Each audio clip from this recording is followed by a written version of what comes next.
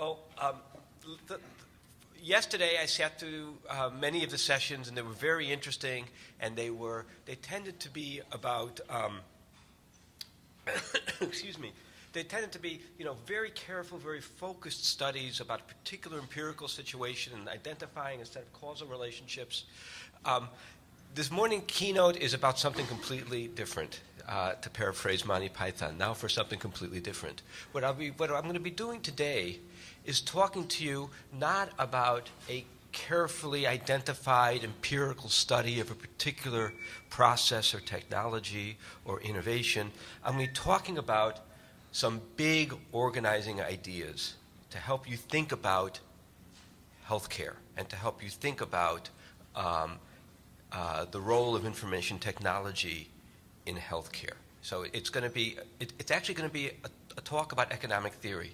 And for those of you who sort of are immediately looking for the exits, it's the economic theory I'm going to talk about is highly intuitive, and I believe, I hope, the sort of thing that could be very, very useful for informing all kinds of applied work down the road. Let's see. So the talk that I'm talking about today is a paper that is 85% written. Everything in here is correct in the sense that the proofs are there and they're right, and in 2.5 or 3 weeks I'll be able to show them to you. And so if anybody's interested in the paper to follow up from this, I'd be very happy to share it with you in just a few weeks. It's called Persistently Inefficient Organizational Fragmentation and Coordination Failures in the U.S. Healthcare System. And my co-authors are Brigham Franston at Brigham Young University and Michael Powell from Northwestern's Kellogg School. These are absolutely brilliant young economists. If you get a chance to talk to them, you should. If you get a chance to collaborate with them, you should. Almost everything. If you find anything interesting and creative and novel in this paper, chances are they did it. They're really good. And then there's me, BU School of Management and National Bureau of Economic Research. Okay, so the elephant in the room here is our extraordinarily dysfunctional healthcare delivery system. That's lurking in the background for all sorts of issues about health IT, because health IT is a response to that. So, what's a nice way to sort of put that together? You put a little production possibilities frontier with quality on the vertical axis and affordability on the horizontal axis, and you ask yourself, where are we? And we are somewhere there, right? We are somewhere pretty far off whatever combination of affordability and quality you'd like to think would be technologically and sociologically achievable. And so my goals today are to talk about a particular story, a particular explanation for why we're so far off the frontier, and to link that to some very big issues in the organization of healthcare delivery and in demand for health information technology.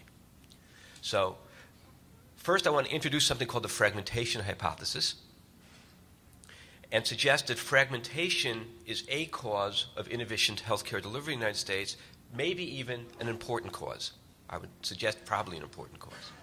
The health economics, health services research domain for, as you'll see in a moment, generations. You can find elements of it back in the 1930s. The fragmentation is associated with cost and quality differentials amongst the chronically ill. And here I want to just put up some provocative data. This is from a paper that I'm currently working on with Ashish Jha and Brigham Franston and Karen Joint. And here is some data from a large commercial insurance on about 500,000 chronically ill patients. And we measured the fragmentation of their care, which is essentially how spread their care is across different providers. And we regressed that against various measures of costs and quality. So on the Northwest table, that's a measure of per patient costs. And if you go from the bottom quartile of fragmentation to the top quartile of fragmentation, you see a substantial increase in per patient costs, going from about $6,000 per year to something close to 10,000 per year. You could argue, are these causal relationships? Have I done the clever econometric things to identify the causal effect of fragmentation as opposed to omitted patient characteristics? That's a longer discussion and another talk, and I'd be happy to have that conversation. For now, take these as evocative. Take them as right. And we could quibble about how right they are later. The second, the northeast quadrant, is a measure of the probability of ambulatory care-sensitive hospitalization, again, by quartiles of fragmentation of care. And you find the more fragmented care is you have substantial increases in the rate of ambulatory care-sensitive hospitalization. This data that we collected had a number of additional quality measures that were done using the, an artificial intelligence program in the insurance companies that the insurance company developed and applied to their claims data. And these are gaps. This program spots gaps in care, things that doctors should be doing that they aren't doing for treating. These are all chronically ill patients. So for treating chronically ill commercial patients. And here you see again that the number of gaps in care and the number of unresolved gaps in care in the southeast, so the southwest and the southeast, both are rising rather steeply as fragmentation grows. So this is all motivational to make you think about that the fragmentation of care, the fragmented delivery of care, may be a barrier to cost containment and quality improvement. A few more facts about fragmentation. Truly integrated healthcare delivery organizations are islands in a sea of fragmentation in the United States. In 2001, 60% of doctors worked in solo practices or in groups of 2 to 4. Only 7% worked in groups of more than 50. There's more rapid change in the period from 2001 to 2010, but it's still remarkably slow, and it's not clear whether this change from 2001 to 2010 is associated with genuine integration or just an attempt to grab market share without sort of integration across the providers. The National Ambulatory Care Survey in 2010, 31.5% of office visits were to solo practices in the United States. 67.5% were to offices with 5 or fewer physicians. Only 22% of office visits were to multi-specialty groups. We are still a highly fragmented healthcare system. And the fragmentation of the healthcare system is not a new thing. I found in the course of doing this research a wonderful report. In 1933, the Committee of 1933, right? The Cubs still, had the Cubs won the World Series then? I don't remember, but it's a long ways back, right? 1933, the Committee of the Cost, on the Cost of Medical Care, a blue ribbon commission investigating the cause of the then high cost of health care, which was a few $100s, recommended that comprehensive medical services be provided by structured groups of providers, preferably around hospitals. The common agency problem. What is the common agency problem? Most of you heard, raise your hand, have you heard of the principal agent problem? Well, those of you who are paying attention have heard of it. Those of you not are sort of checking Facebook. It's okay. You've all heard of it, right? A single principal relies on the expertise of an agent who doesn't share their interests and who is better informed. The remarkable result that comes out of the principal agent problem is that the right incentive contracts can induce agents to act in the principal's interest. Such contracts exist. They're hard to write, they're hard to achieve, but they exist. The common agency problem is much less well known. In the common agency problem, a single agent is reacting to contracts with many principals. Primarily, this has been used primarily to study political economy, to study lobbying. But it seems to me a much more natural and much more important connection would be to the healthcare system. Prior results have emphasized that you get efficient outcomes when you've got lots of principals lobbying agents, and they've talked about free riding problems.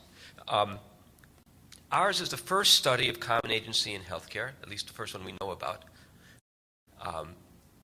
And we also are the first to think about how common agency can lead to coordination failures amongst the principals. And those coordination failures turn out to be the market failure, the key market failure, coordination failures. Okay, so let me give you a little bit of background to help motivate the common agency problem. Imagine a delivery system with a hospital that contracts with physicians operating out of their office-based practices. There are physicians and there's hospitals. They're independent entities paid fee-for-service by insurers and by Medicare. Integrating across providers requires substantial upfront investments by the providers. They got to invest in HIT, they got to invest in processes, they got to invest in all kinds of things. We could go through the list later, but it's a long list of potential very substantial investments the providers have to make in order to truly integrate. These investments predominantly involve IT systems and organizational processes. The providers require incentives in order to undertake the investments.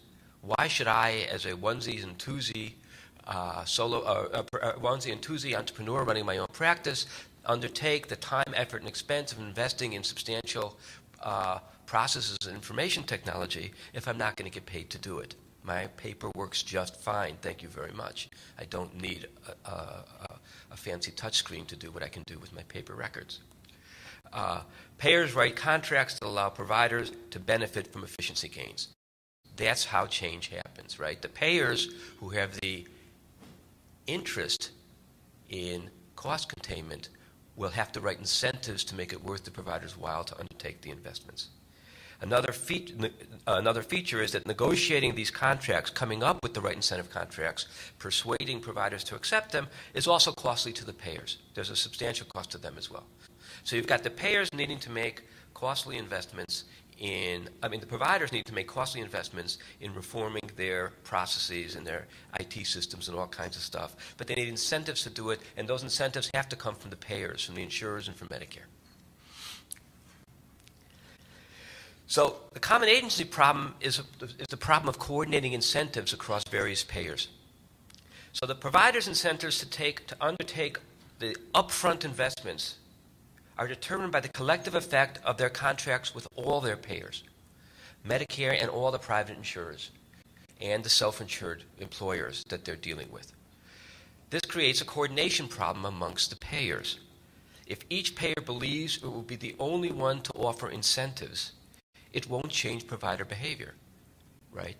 Because it's not going to affect, no single payer on themselves can pay enough to affect the change. It can affect enough of the provider's patients to connect the frame. So there's no point going through the exercise and disruption of trying to write incentive contracts. If each payer, on the other hand, believes that the other payers that the provider group, the hospital, the ACO deals with, each payer is more likely to influence providers by adding its own incentives. In this case, it's worth it to the payer to go through the expense and disruption of introducing incentives. So you can see immediately that there's a coordination problem. No individual payer is going to want to undertake the expense and bother of transforming their relationships with providers unless they think other payers are going to do it as well. So does everybody see the problem, the coordination problem? All right, so this is what game theory, this is game theory. So let me do it a little bit more formally real quickly.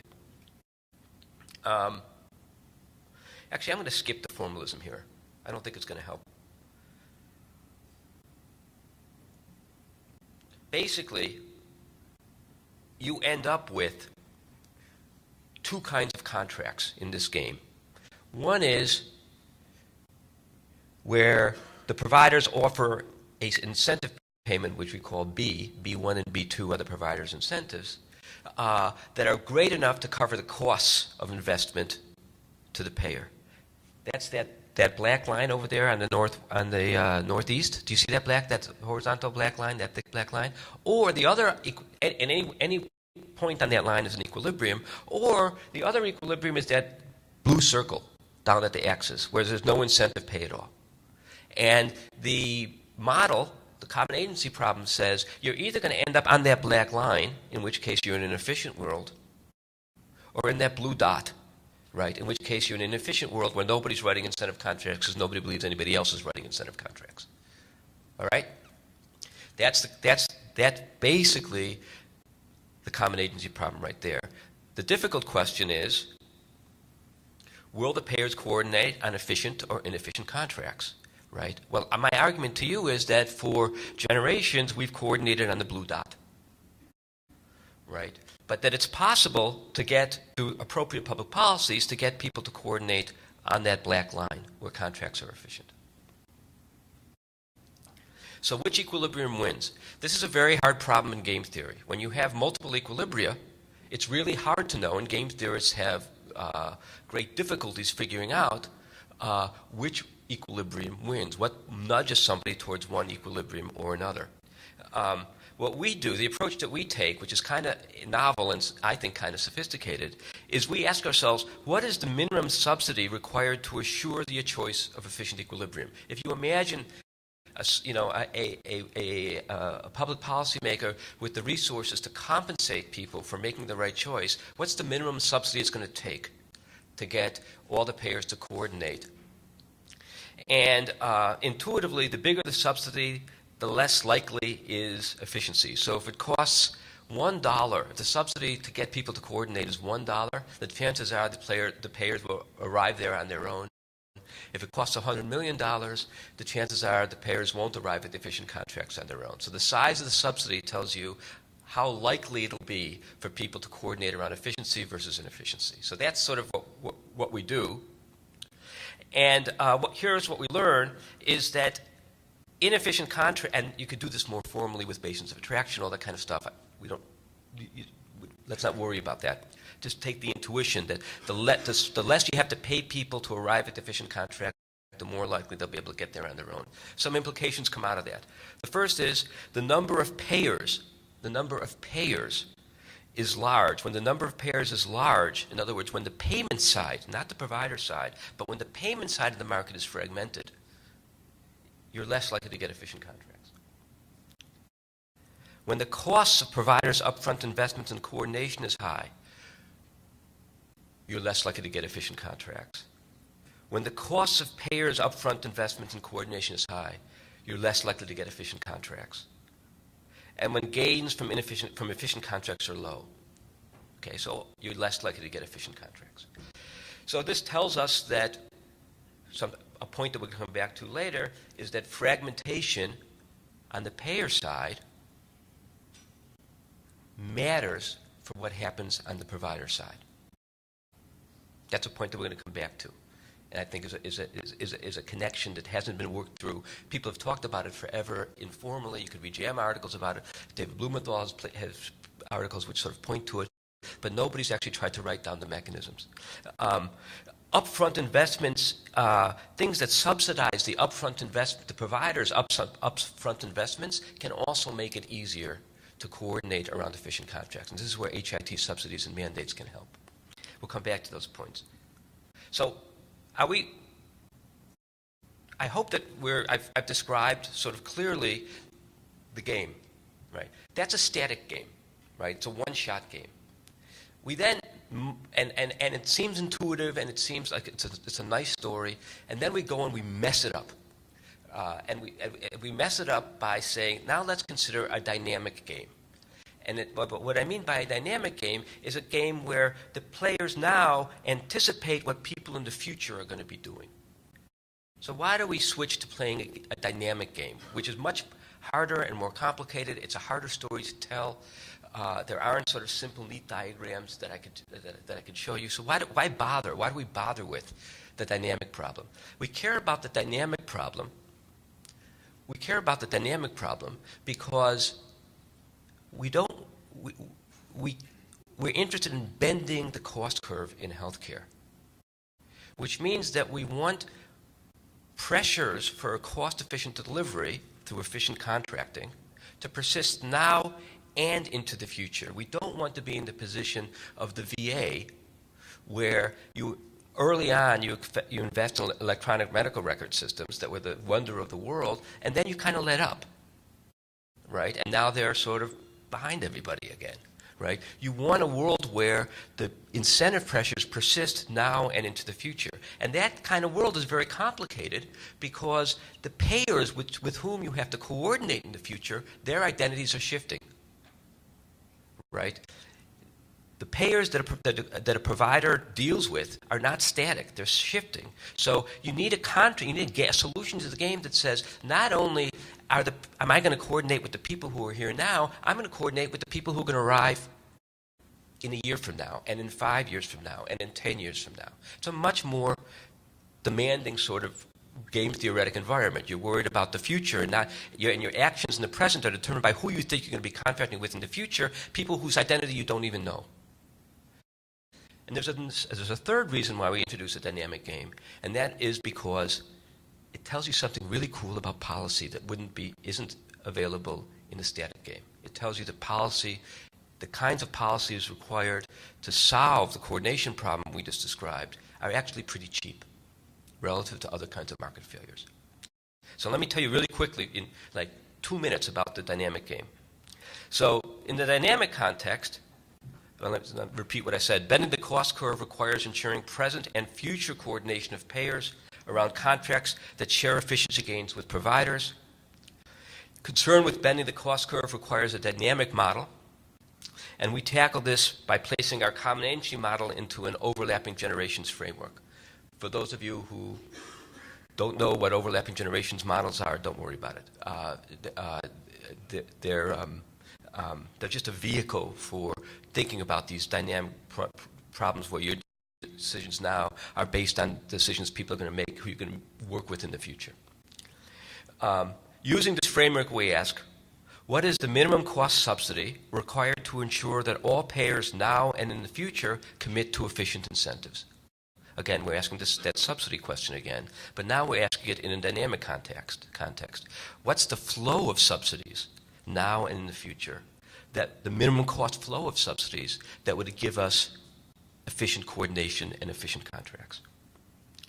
The smaller this subsidy, the easier it is to get payers to coordinate now and into the future on contracts that sustain demand for cost-reducing innovations. And if the demand for HIT is in part derived from the demand for cost-reducing innovations, which I argued in the beginning of the talk that it was, well, this is actually very important for thinking about HIT. So now I'm going to real quickly go through the policy implications. I've got 4 minutes left. 4 or 5 minutes? 3 minutes and 36 seconds. I'm going to round that up to 4. So implication 1, fragmentation matters on the payer side. Coordination is harder the greater the number of payers. Under Obamacare, Medicare is committed to incentive contracts with its ACOs. It turns out that in the context of a common agency problem, that's a really smart thing to do. Having one big payer commit to incentives makes it easier for the remaining private payers to commit to similar contracts with those ACOs. In this way, Medicare ACO's program ameliorates the common agency problem.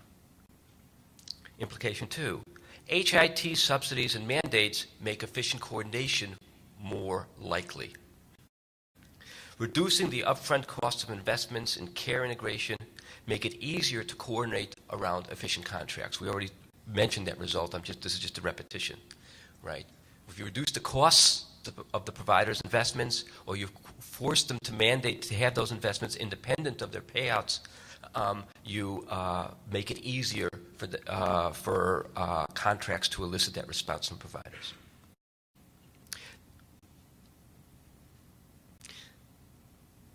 The dynamic common agency problem. Payers coordinate based on beliefs about other payers' actions now and into the future. This creates many channels for public policy.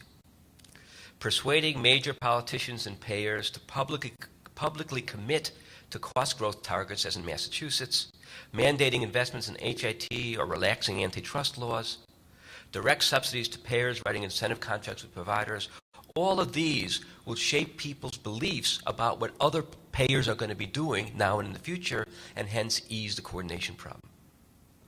So, an implication of this, that beliefs about future behaviors matter, is that policy can be relatively cheap. Policy interventions can jumpstart long-lasting effects even if the policy is subsequently reduced or rescinded. Because what you're trying to do in a coordination game is change people's beliefs about what other people are going to do. So an aggressive action early on that gets everybody to believe that now and in the future everybody's writing incentive contracts is by itself enough to keep everybody doing it. Effective policy responses to coordination failures may be cheaper than responses to other market failures. Let me give you a particular example here, Massachusetts. Massachusetts has established a target for the growth of medical spending equal to the long-run growth of the economy, about 3.6% per annum. Sanctions for breaching the target are weak and poorly specified. In dynamic coordination games of the sort we're modeling, this intervention can be powerful if major politicians, payers, and providers commit to it in a hard-to-revoke way. Simply believing at the start that others are committed is enough to change behaviors now and into the future.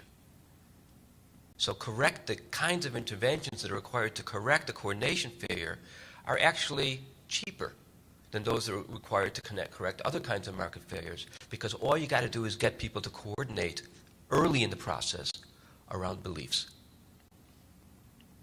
These beliefs can be made more credible by other policies. Okay. Conclusions. The common agency problem can explain persistent and inefficient fragmentation.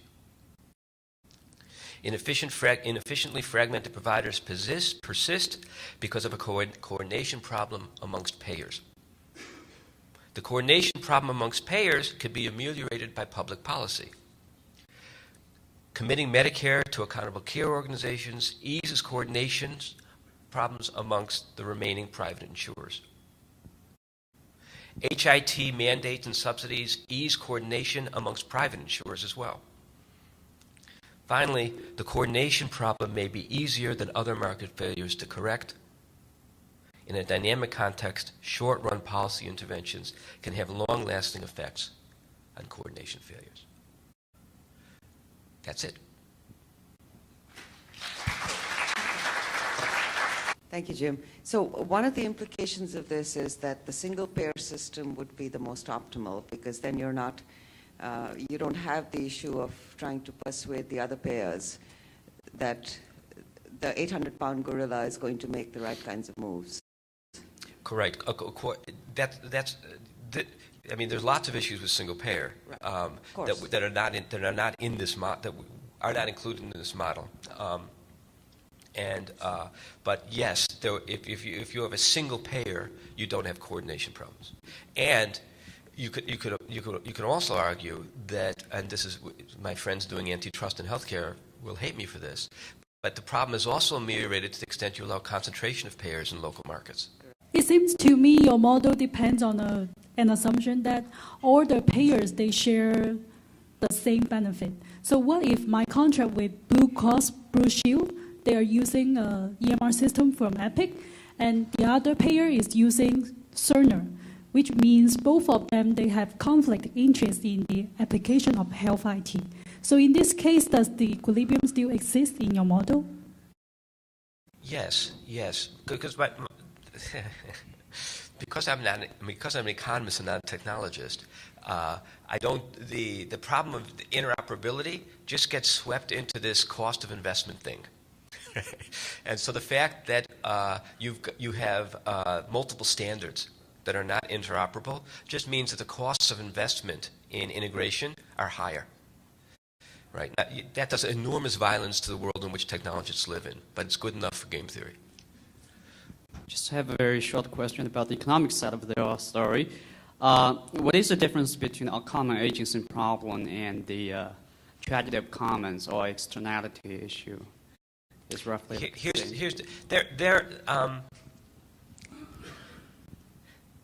you may not be happy to hear this, but I haven't told you everything, even everything that we've learned about this one model. And it turns out that there are, even if you got everybody to coordinate on all the payers to coordinate around incentive contracts that shared cost savings with the physicians, right? And that was sufficient to get everybody to make these big upfront investments. Even then, a market failure an externality still persists in the model, right? And that market failure is harder to fix than the coordination problem. And here's why. When you have an externality, that means basically that your action is creating a benefit somewhere else that you're not capturing. So you don't do enough of it, right? And the public policy fix to an externality is you basically force the decision maker to internalize that cost or that benefit. And to fix an externality, you've got to do that forever, right? So if you're talking about pollution, and there's an externality in pollution, you've got to make the polluter feel the cost of that pollution, and you've got to keep that cost on them from now to forever, because as soon as you let up on that, they'll go back to polluting. That's a sort of a conventional market failure. You got to whatever costly policy you've got to do to get people to make the right actions, you can't let up on it. With a coordination failure, actually it turns out you can in a dynamic context. It's like driving on the left or right side of the road, right? Once everybody's committed to the right side of the road, doesn't take a lot of work to keep them driving on the right side of the road, because they believe now, and the people they're going to run into in the future, they're all going to be driving on the right side of the road. And that makes a coordination type market failure much more immediate. If you can shock the system hard enough and get enough people on board at the right time, you don't need to keep exerting resources to solve the problem. So that's the big difference between the two kinds of market failures from the point of view of public policy. Very quickly, we have a market that's consolidating and in some areas collapsing. We have payers buying delivery systems. Yeah. We have delivery systems buying EHR vendors and payers. You have companies like Walmart and Target and Walgreens and CVS Care now going into the provider market. Yeah. So with all of that change, how do you think that impacts some of your conclusions?